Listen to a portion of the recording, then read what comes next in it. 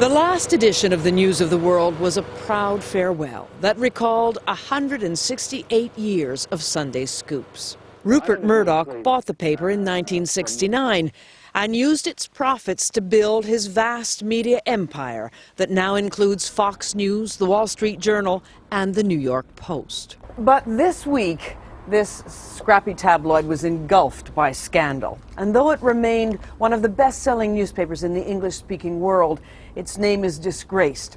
And the fallout has damaged politicians, the police, and the formidable Mr. Murdoch. The scandal exploded with Milly Dowler, a teenager murdered in 2002. On Monday in London, a private investigator working for the News of the World was accused of hacking into her cell phone and deleting messages, giving her family false hope that Milly was alive.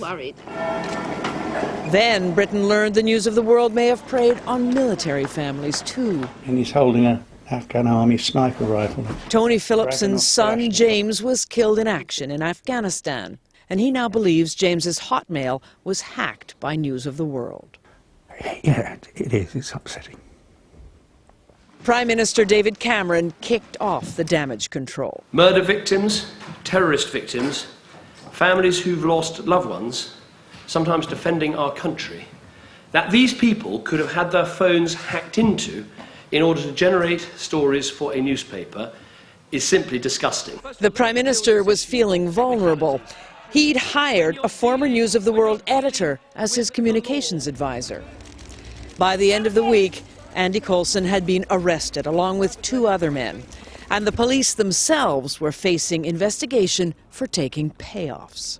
2, 4, 6, 8! Don't let Murdoch dominate!